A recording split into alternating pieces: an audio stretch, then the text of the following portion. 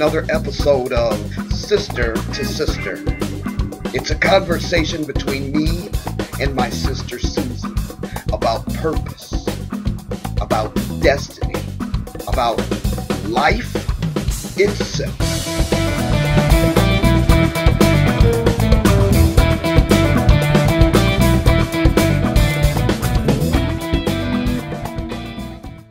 We're gonna have to do a whole show, Susan, on stay in your lane. Stay in your lane. What your path of purpose is designed specifically for you. And if you just be obedient to what God told you to do. And that's enough. That'll keep you busy, believe me. Oh my goodness, yes. What did he tell you to do?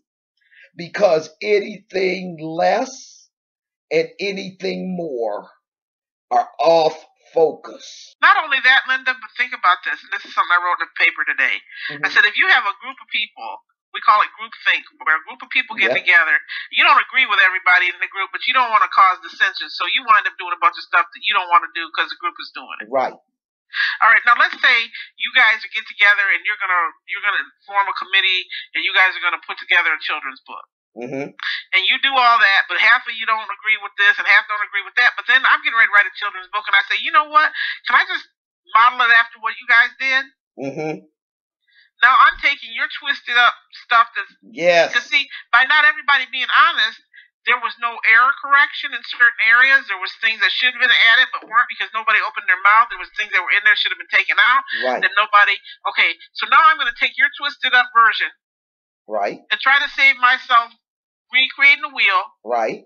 And I'm going to use your version as a format for mine. Okay. And now I'm perpetuating your junk. And if I've got groupthink going on with mine, now I'm putting my group.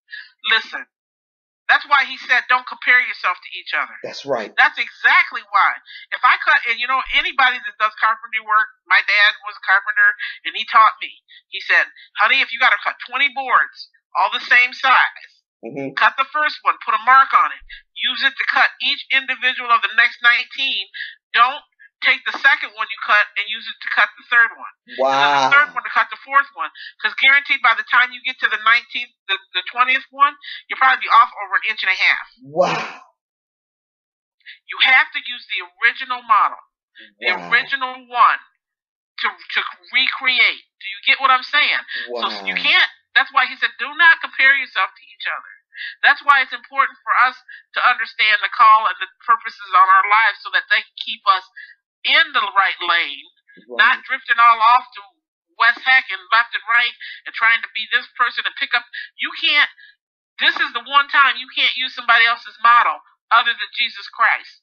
Wow. He is the Bible says he's our measuring rod. That's what that means. Yeah. Is that he's the only one that we can compare our lives to. Wow. Measure our lives by is him. Wow. Nobody else. Not the most godly, amazing. Would you? Okay, let me just run down the list. Okay. Would you want to model your life after David? No. That means you get to take all the mess ups too. That's right. Do you want to be Moses? No. Okay, should I keep going? Do you want to be Abraham and have an Ishmael? No. Okay, I can just go down the line. Yeah. And down the line. Yeah. And down the line.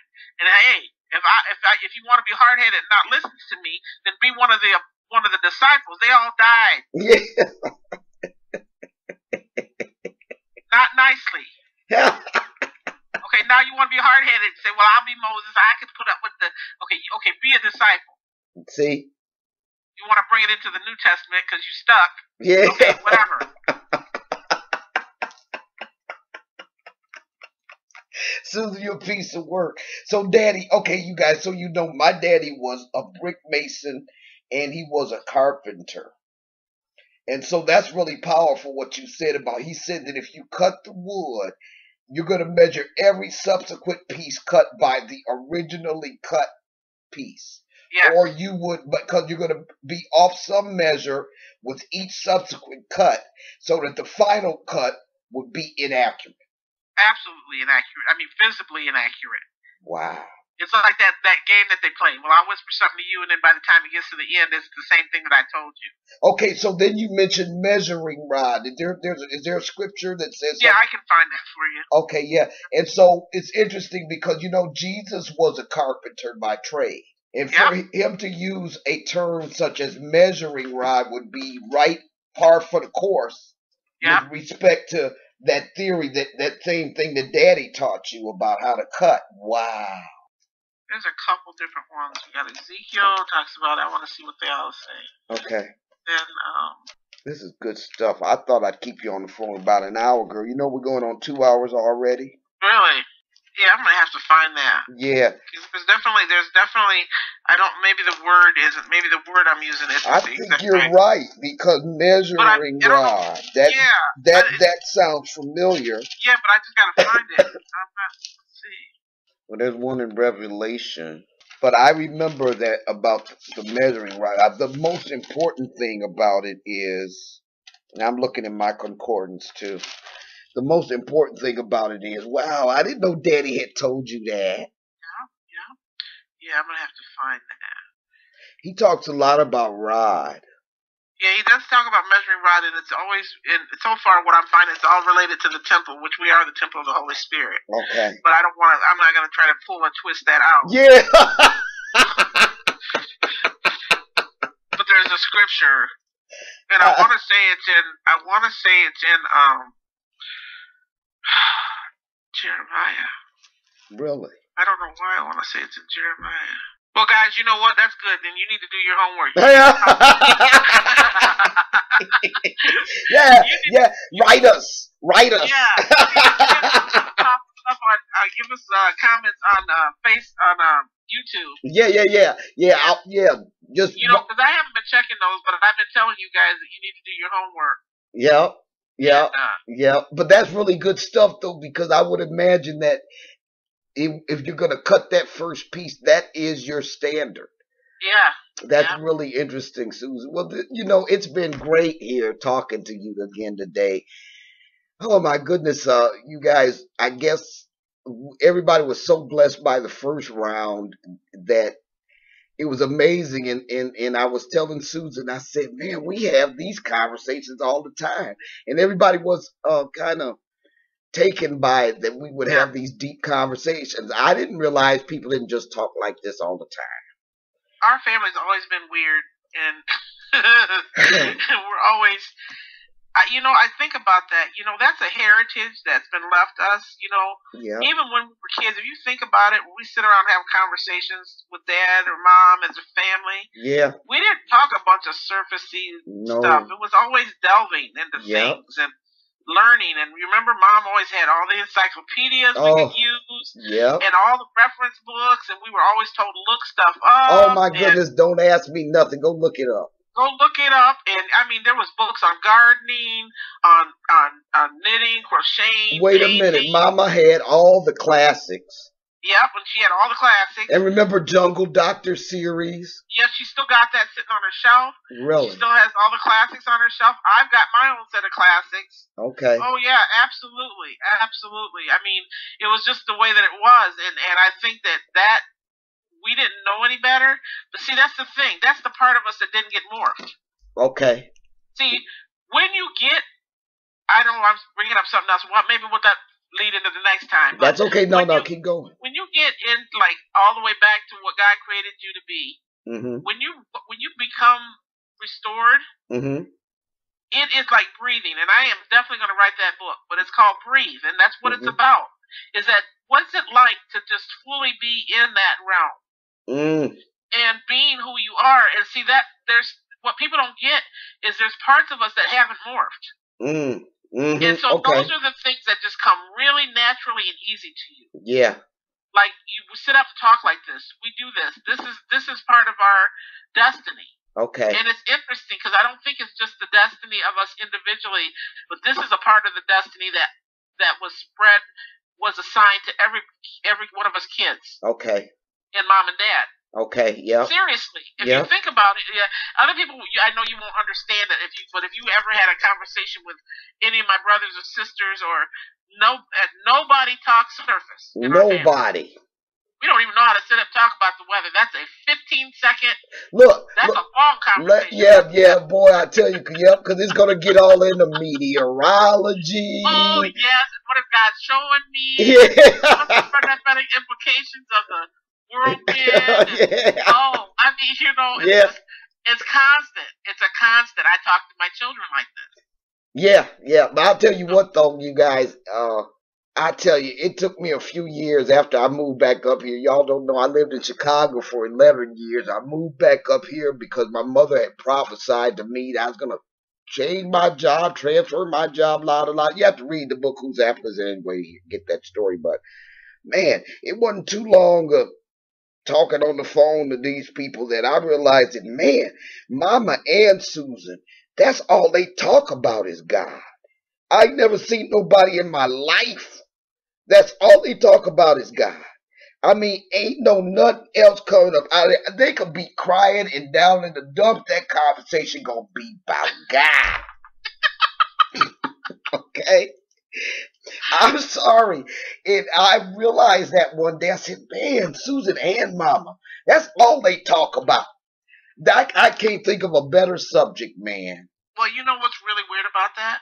What? My relationship, I was so morphed out and so messed up that my relationship with my mother was so twisted that Linda could talk to her and she'd talk about God. And Linda could talk to me and I'd talk about God. But I hated talking to my mother about God. Now, does that make any sense? That don't make no sense. That ain't even right. That's just totally... See, when you see stuff like that in your life, don't sit there and ignore it. Yeah. There's something desperately wrong with that. Your mama asks you, well, can you pray with me? And you just get the heebie-jeebies.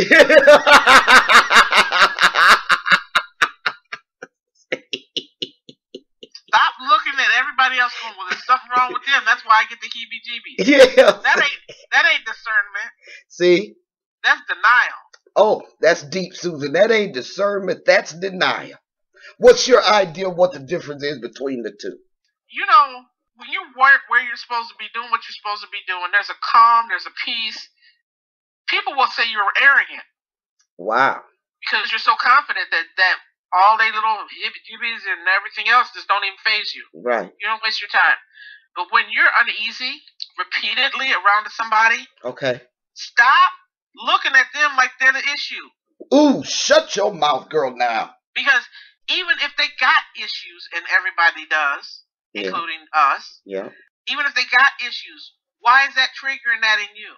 Right. If it's really their issues, then it shouldn't affect you.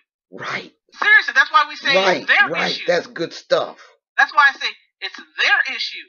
Yeah. No, you the one, all the knots, can't pray with your mama. You know, get sick every time you gotta go visit her. Yeah. Okay, that ain't her issue. That's your issue. Yes. Because guess what? While you driving on your way to see her, she ain't sitting there with her stomach tore up.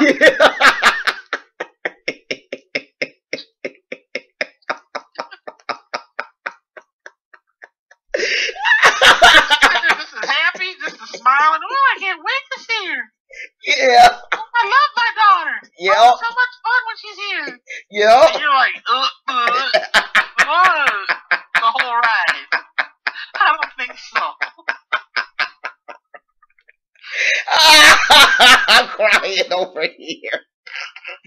You ain't never lied, girl. That's right. Don't ignore that. Look, let me tell y'all. So, I woke up one morning. So I have, I'm a stickler for smoke alarms and fire alarms and all that kind of stuff, and carbon monoxide alarms, all of that. And because I'm living I'm in this townhouse, the management makes sure that they come through once a year and check your smoke alarms and all that. So I wake up one morning and I just keep hearing this beep. And I'm saying, wait a minute now, is that a fire alarm? So I opened my eyes and it was like thick smoke. It was like this haze. So I said, okay. So I started in the basement. I didn't hear any alarms going off. Then I came up to the main level, which is where the living room and everything is. I couldn't hear any alarms. So I went back to the bedroom and I'm still hearing this sound. I said, now wait a minute. That's not in the bedroom either. So I kept going downstairs and I looked around. I'm seeing this smoke. So I go outside and I said, okay, well, let me go outside and see if I'm seeing any smoke out here. Maybe it's just coming in from outside. And as I stepped out on my porch, I looked down to my left and there was this lady standing out there. And I asked her, I said, do you see any smoke? And she looked at me like I was 14 karat crazy. She said, no, I don't see no smoke. So I'm walking around the parking lot trying to figure out how come she don't see the smoke. I come back in the house. I call the fire department. Fire department comes out. I've got 3 or 4 firemen on all levels of my house, and they can't find any smoke. They don't see the smoke. By now I'm smelling it. They don't see it. They check all my fire alarms. All my alarms are in good shape, but they do find that the carbon monoxide detector had gone awry, and that's what I heard beeping, so I trashed that. They're here 30 minutes or so. They pull off with 2 fire trucks. They ain't found no smoke. I'm still seeing this smoke. So I go back outside again. Now, by now, I've thrown the cat in the car, cracked the window for him, because my thing was, if this thing is getting ready to go up in smoke, I don't want to have to try to find your hiney.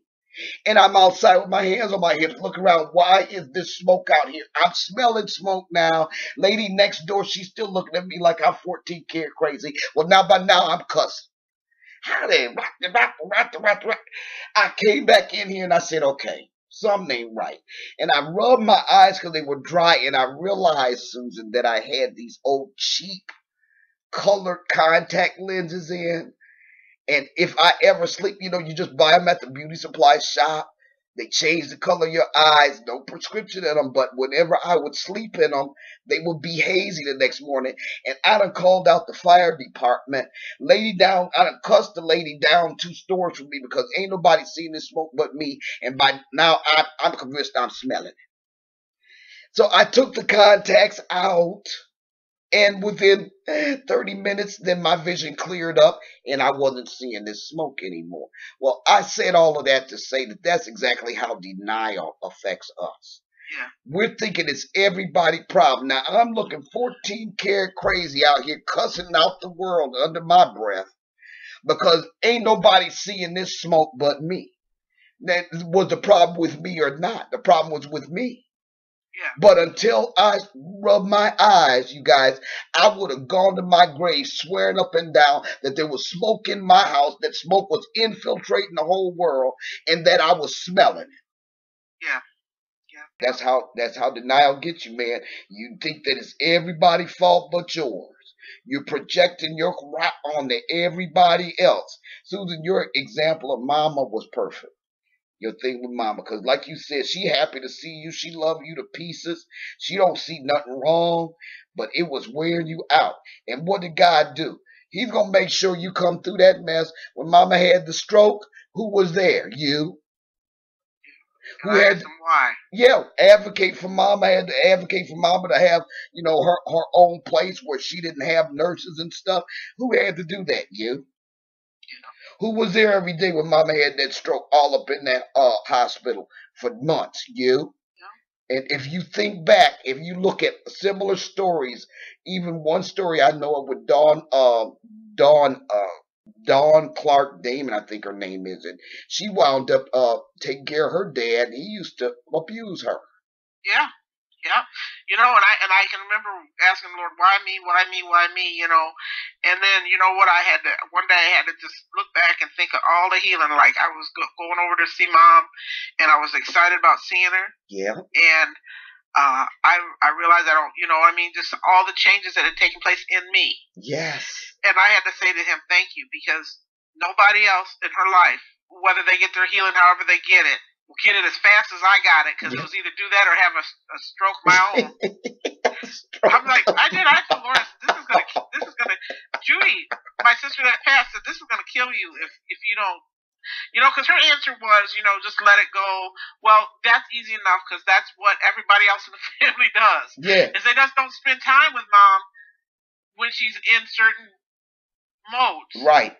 Or they can hit and run. Right. I've got to stay. Yeah. So I just told the Lord I thanked him. I said, because it caused me to go to some into some deeper healing. Yeah.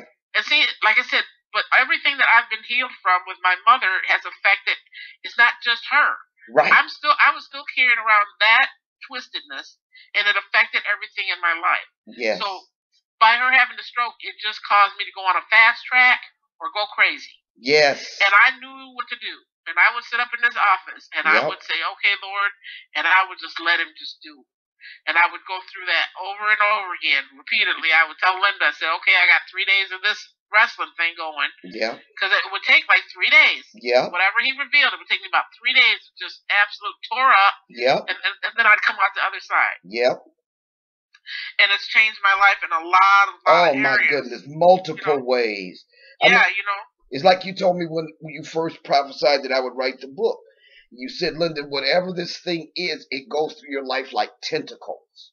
Yeah. If you could imagine an octopus with 16 tentacles, and when it pierces through different areas of your life and your soul, it's wrapping itself around so that it's entrenching itself. Yeah. See, and that's what's coming loose in your life. And just think, Susan, if Mama would have left here before you were able to resolve these issues with her, then where would you be? I would be doing what I just told everybody don't do. Mm-hmm. I would be seeing issues with people in different areas and going, it's their problem. Yeah. See, their issue. Yeah. But this forced me to go, her issue or not, you got to numb me up or give me some kind of Novocaine or something. Because I can't do this. And because I was going to him about it, and he would show me, that I would yield. Yes. So what would happen is that if she was gone, all those tentacles that ran through her, through those things with her, would just punch through to somewhere else. Right. The whole thing is we got to cut the arms off. Right. And they shrivel up and die when they don't have anything to be connected to. That's right. When we talk about this, I can go back to all my training on deliverance. And now a lot of that makes sense. It didn't make no sense back then because I'd be looking at the people like, talking about what? Okay, like what, Susan? Well, they used to call that one Leviathan. And Pastor would always tell us that it would have far-reaching implications in the whole other areas of other people, of their lives, of people's lives. And so we'd be looking for that particular spirit. Okay. But the issue with me is a lot of the things that we thought were spirits are the twisting, the morphing that life That's brings. Right. Yeah, in your character and who you are, your personality. I think it's brought by the enemy because it's definitely not brought by God. Right. I think that the rapes and all the stuff, that's just straight up evil. Hell. Yeah. And so I think what we were looking at was the result of that, the evil works. Right, and I'm so glad you brought that up because we can call out spirits. The way Dawn Damon put it to me when she interviewed me was, Linda, she said, I tell everybody we're triune. We're body, we're soul, and we're spirit. And you can't major on any one aspect of that human being. Major on the spirit, can't major on the soul, or major on the body to the exclusion of all the rest of it. And when we slap these spiritual names on the human condition, then we're confusing two things and ignoring the other. Yeah. And I think what you're saying is, okay, I'm sure there are spiritual aspects that have to be dealt with as a minister. You would be more in tune to that than I would be. But because I'm a behaviorist, then I'm more in tune to how that message is morphing our personalities and our characters. And so when you calling out a spirit and it's some kind of soulish healing that somebody's got to go through, then have you done them a disservice by taking them through a deliverance about some evil spirit that is not possessing them, as opposed to getting them the help and the tools they need in order to walk through the healing process as God guides. Well, I think that some of the people out there that do deliverance, they help the people inadvertently sometimes. Okay. Because anybody that does deliverance for real will teach you how to walk it out. Okay. So what they will say was, okay, we dealt with the spirit. which I think that they do hit spirits while they're doing that. I do think that there is on both sides of the fence. Okay. I think there's a reality to some people walking with certain strong demonic influences that have run through their family. That's what a generational curse is. Okay. It says that it's like got a legal right to shoot these things out into people's lives. Okay. So because just by the fact that you're in my family, it gets to screw you up. Okay. But I think that people that do deliverance, a lot of them will teach you how to walk it out. And in the process of teaching you how to walk it out, that's when they're showing you, this is where it'll show up. This is how you'll recognize it. This is where you'll see it. Mm-hmm. And those are the things that we're talking about. Those are the very things that they'll tell them. If you find yourself sick to your stomach when you talk to certain people. Right. Or if you find yourself, always avoiding a particular place. Mm-hmm. Or and then they kind of help people to start to recognize the influences. Okay. And then they walk them through how to walk through it, like how to overcome those influences. Okay. And, prayer is a huge part of all of that. Okay. So I just think that it opens people up. You know what? They're helping people see that there's something there. Right. And I think once people are willing to admit there's something there, that's 90% of it, whether they admit it to their shrink or the deliverance person, because ultimately it'll cause them to go to God with it. Right. Because now they can acknowledge that there's something there. Okay. And I think that everybody gets to that road differently. And I just was not raised around people that knew how to do any of this or understood this or that I was willing to spill my guts to. So a lot of this God had to just walk me through and teach me on my own. See, there's that relationship again. You're bringing me just Deb Ferran. Just came into my spirit. For those who don't know, Deb Ferran is a young lady that I met when I first came to Family Worship Center Church. God supernaturally led me to that church when I first moved up here over 20 years ago.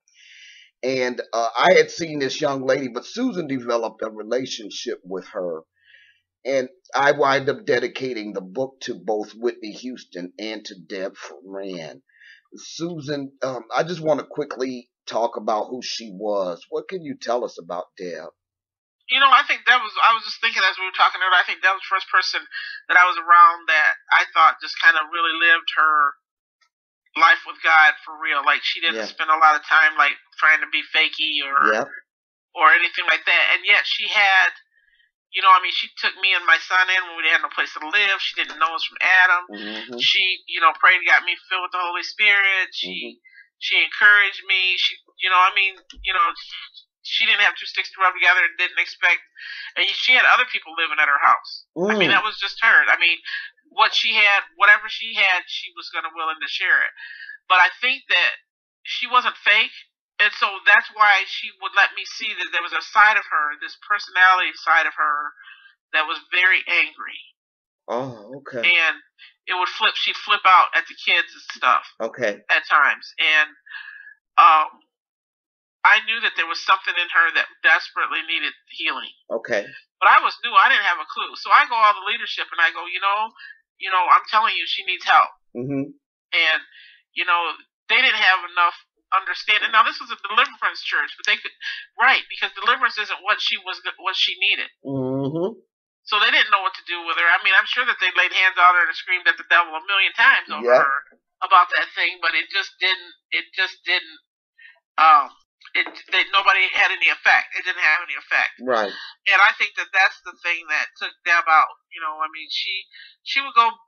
She went back to doing drugs on the streets in Lansing, and she would every few months she would come back in and go to a friend's house, get cleaned up, hang out there for a few weeks, witness to everybody she could find, and then she'd go back out on the streets. The thing is she was out there witnessing while she was getting high. Yep. There was people that got saved because even with her out there doing crack. Wow. And Deb loved the Lord. She desperately loved the Lord. She just couldn't get past whatever it was that had twisted and morphed her out. We have to end that conversation right there. Thank you so much for joining us today, and I trust that you will join us again for the continuing conversation regarding say what. Until then, I'll catch you on the backside.